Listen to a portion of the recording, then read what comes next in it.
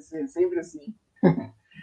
Vamos seguir aqui, ó. Eu tô trazendo já a notícia aqui do site da Câmara. Vamos falar um pouquinho sobre isso aqui, né? A gente até nem sabe bem como é que vai ficar isso aqui, mas vamos dar uma lida na notícia aqui, ó. A Câmara aprova novos critérios para a concessão de PPC a idosos e pessoas com deficiência. Foram estabelecidos parâmetros para o pagamento do benefício a pessoas com renda familiar per capita de até meio salário mínimo. Aí está aqui a notícia que a Câmara aprovou na quarta-feira, a medida provisória 1023, que define os critérios para a concessão do BPC. Parecer do relator, deputado Eduardo Barbosa, do PSDB de Minas Gerais. Agora a matéria será enviada para o Senado, então foi aprovado na Câmara, vai para o Senado. O relator incluiu o dispositivo na MP definindo novos parâmetros para avaliar a vulnerabilidade por meio de regulamento do Poder Executivo, a fim de permitir a concessão do benefício à pessoa com essa renda. O texto original da medida provisória definia como limite a renda familiar per capita inferior a 1/4 do salário mínimo. Aí aqui está um trecho que me deixou meio preocupado, depois eu vou falar por quê.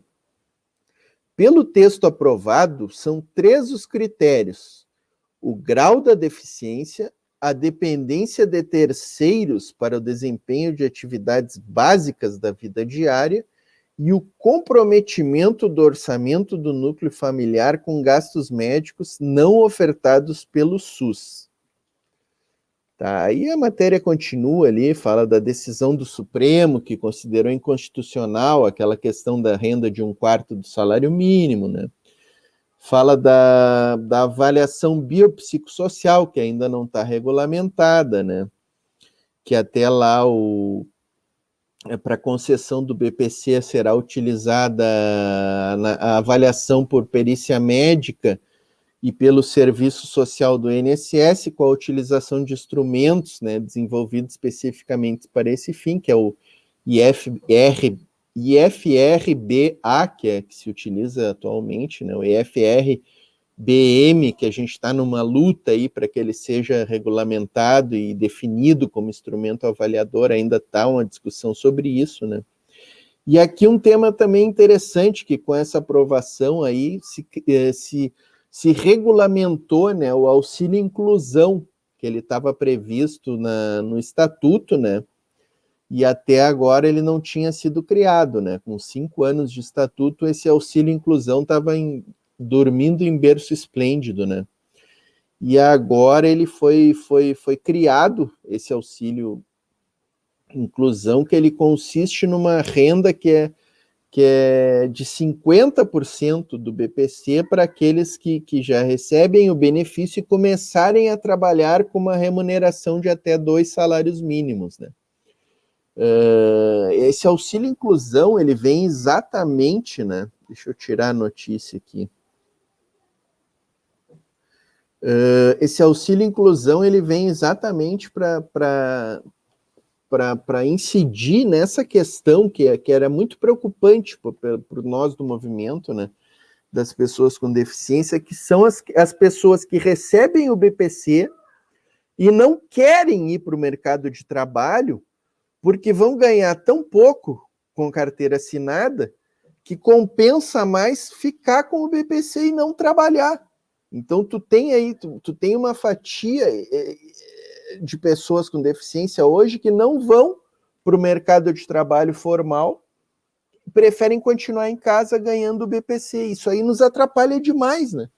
Porque ganha a política assistencialista do BPC em troca do protagonismo da inclusão no mercado de trabalho, né? Então, o Estatuto da Pessoa com Deficiência, a nossa Lei Brasileira de Inclusão, ela trouxe essa inovação do auxílio inclusão e até hoje nós estávamos esperando essa regulamentação, né? E ela veio aí, esse é um ponto positivo, né, dessa aprovação aí, trazendo essa previsão do pagamento de meio BPC para quem está incluído no mercado de trabalho, né? Então tu vai ter aí as pessoas agora sim querendo trabalhar, né? Que é muito importante para nós, né? E cria uma via, né, importante, né, porque desafoga um pouco a questão do pagamento pelo governo, que vai pagar metade, né, mas é um auxílio importante que vai manter a pessoa no mercado de trabalho, ou seja, vai conquistar a sua independência financeira de uma forma, exercendo uma atividade que é importante, que vai tirar a pessoa muitas vezes de casa, né, é importante que tire a pessoa de casa, né, então vai criar todo aquele movimento de interação com a sociedade que é muito benéfica para a gente, porque a gente cansou de ouvir lá nos anos 80, nos anos 90, né? O que vocês querem com transporte coletivo acessível se não tem quase ninguém andando aí? Agora não, agora tem uma ponchada de gente andando aí e gente brigando para ter, né? Ainda os famigerados do elevador, né? Tem pessoa com deficiência que não tem consciência ainda, né? A gente não quer mais elevador, a gente quer ônibus 100% acessível, com plataforma baixa. Chega de pedir para elevador e ônibus. Tem uns companheirinhos nossos aí que, pelo amor de Deus, né? Não entrou na cabeça ainda, eu quero ônibus com elevador, ganhei ônibus com elevador, mas vai, cagate, pede ônibus com plataforma baixa, ser plenamente acessível. Chegou essa história de ônibus com elevador, mas pelo menos estão aí gritando, né? Porque antigamente era muito mais difícil, né? Toda aquela questão de preconceito estrutural que existe, né? Que agora deram um novo nome, né? O tal do capacitismo aí, né? Para mim ainda é preconceito estrutural que existe ainda, de que não, os pais não deixavam os filhos sair, né? Se criavam adultos reclusos, em auto-reclusão, né? Porque não queriam se mostrar, tinham vergonha. Agora não, agora o troço está mais solto, aí, tá mais. E o pessoal está reivindicando mais, né? Isso é muito bom para a gente. Então, quando a gente cria mecanismo como esse, e esse que a gente introjetou aí no Estatuto da Pessoa com Deficiência, né? Que depois trocaram o nome para LBI, mas ainda bem que continua o Estatuto da Pessoa com Deficiência,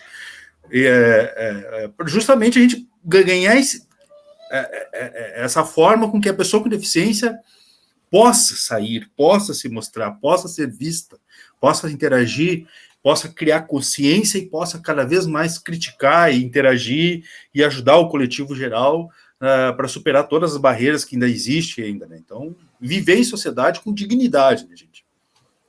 Essa questão que o Charão falou é muito importante isso aí, porque o primeiro ataque que vai surgir é esse, que o governo federal vai estar pagando para pessoas que estão trabalhando. Então, isso que o Charão falou é muito importante. Na realidade, o governo federal ele não vai ter tendo gasto com auxílio inclusão. Ele vai estar reduzindo pela metade o que existe hoje. Né? Porque hoje o governo tem que pagar um salário mínimo de BPC para as pessoas que se enquadram ali nos requisitos. Com o auxílio inclusão, ele paga meio salário mínimo. Então, por todos os lados, esse auxílio inclusão é positivo. Então, já para quebrar, porque certamente vai vir esse argumento, que é um absurdo que o governo vai ter que pagar meio salário mínimo para alguém que está trabalhando. Então, e aí uma coisa que é direito nosso, vamos querer dizer que é privilégio, né? Privilégio, então já vamos acabar por aqui. Não é privilégio, viu, gente? Não é privilégio, é direito. Mas antes, eu quero ouvir a Tereza sobre isso, mas antes de chamar a Tereza, deixa só eu falar sobre aquele ponto ali que eu disse que me preocupou, né? Que é aqui, ó. Que com a aprovação, ó, pelo texto aprovado, são 3 critérios. Tá dando para ler aí, ô Charão e Paulo? Eu até destaquei aqui, né? Sim, tu coloca ali, né? Pelo texto aprovado, são 3 os critérios, né? O grau de deficiência. Grau de deficiência, a dependência de terceiros para o desempenho de atividades básicas da vida diária e o comprometimento do orçamento do núcleo familiar com gastos médicos não ofertados pelo SUS. Tá? Por que me preocupa essa situação? Porque hoje não existe esses requisitos aí. Grau de deficiência, primeira coisa, hoje o BPC não tem grau de deficiência. O BPC é pago para pessoas com deficiência, qualquer grau. Então, eles estão introduzindo uma novidade aí que, olha, na minha visão, prejudica as pessoas com deficiência. É aquela velha história no legislativo, né? Estão querendo dar com a mão, mas estão prevendo tirar com a outra, né? Pois é. Então, né? Aí, a primeira coisa, né? Para quem não conhece o sistema do BPC, ele vem desde 91, que ele vem com essa história que a entidade familiar tem que ter no máximo 1/4 do salário mínimo, né? Isso foi declarado inconstitucional já pelo Supremo, mas para ti fugir desse 1/4 do salário mínimo, tu tem que ingressar na justiça, né? O INSS, ele reconhece só essa questão do 1/4, né? Com a lei, melhorou. Agora é meio salário mínimo. Então, por exemplo, antigamente, se tu tinha uma residência ali, pai, mãe e 2 filhos, um desses filhos é uma criança com deficiência. Se um dos pais trabalhasse e ganhasse um salário mínimo, já era, não tem direito ao benefício. Hoje, com a nova lei, os 2 pais, por exemplo, vão ter que trabalhar e ganhar um salário mínimo, aí já fugiria, para te ver como continua ruim, né? Continua ruim, mas já melhorou um pouco, né? Claro. Porque se um dos pais trabalha com salário mínimo, bom, pelo menos já tem o direito, né? A criança já tem direito. Então tá, e isso aí a gente está aplaudindo, né? Melhorou um pouquinho, né? Vai continuar a ter que ir na justiça para buscar o benefício, né? Mas esses 3 novos requisitos me preocupam, cara. O grau de deficiência, que não existia, a dependência de terceiros para o desempenho de atividades básicas da vida diária, é muito subjetivo isso aqui, sabe? Tá ficando muito... Hoje o benefício ele é bem objetivo. É objetivo. É pessoa com deficiência? Tem renda familiar inferior a tanto, ou uma renda familiar que justifica o benefício? Tem. Então tem direito. Agora não, agora tu vai poder ter uma pessoa que tem a renda familiar baixa, que é pessoa com deficiência e que não vai ter o direito ao benefício, entendeu? Então tá ficando, eles estão restringindo bastante, eu tô preocupado com isso aqui, entendeu? E aí tem esse requisito aqui que para mim é muito subjetivo e vai limitar demais o comprometimento do orçamento do núcleo familiar com gastos médicos não ofertados pelo SUS. Isso aqui, olha, isso aqui é para quase ninguém ter direito ao benefício. Tereza, quero te ouvir aí sobre essa matéria aí. Eu acho que é isso, né? A gente tem eles... E é terrível, porque o que eles colocam no centro da matéria, né? É essa questão de que vai aumentar a renda familiar, a pessoa com um pouquinho mais de renda vai poder receber o BPC, né? Então, quando você... E aí lá escondido, lá pelas tantas, né? Eles colocam essa questão dos critérios, que são, como você disse, Portinho, super subjetivos, e aí depende do perito, depende, né, que vai sair da cabeça do perito, né? Porque a gente já vê no INSS arbitrariedades com pessoas que precisam muito de aposentadoria ou do BPC, por exemplo, são 2 questões diferentes, mas e acabam não recebendo, né? Eu tenho uma amiga, por exemplo, que é tetraplégica, faz uso de respirador e não consegue receber o BPC de jeito nenhum, porque eles consideram critérios assim que não procedem na região dela. Então, quer dizer, como uma pessoa nessas condições não precisa do BPC, né? Ela mora na frente, numa casa em frente, o irmão, que sim recebe um salário, mora na casa dos fundos, mas não tem nada a ver o orçamento do irmão com o orçamento dela, e aí já era, né? Pelo critério antigo. Pelo critério novo, talvez até consiga. Mas, quer dizer, são absurdos que vão acontecendo porque os critérios, no caso do anterior, o critério nem era tão subjetivo. Agora, você vai criando critérios absolutamente subjetivos, esse dos gastos com o SUS, né? Com o SUS não, dos gastos médicos que o SUS não cobrem, né, do grau de deficiência, tá? E aí, como é que... E do grau de dependência, que é extremamente relativo isso. Tem muito a ver com não só, né, o instrumento baseado na CIF, que se tenta aprovar, vai muito nessa direção de tentar entender quais são os aparatos sociais de que a pessoa dispõe também, quais são as tecnologias a que a pessoa tem acesso, e sem esse critério, vai ser baseado no quê? No que sai da cabeça do perito que estiver avaliando isso, né? É terrível. É isso, é dar com uma mão e tirar com a outra. Isso aí.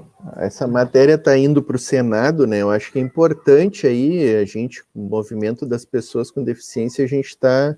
Não, precisa se juntar e precisa pressionar, urgente. Atento e vigilante, né? Pauta para o nosso movimento, né?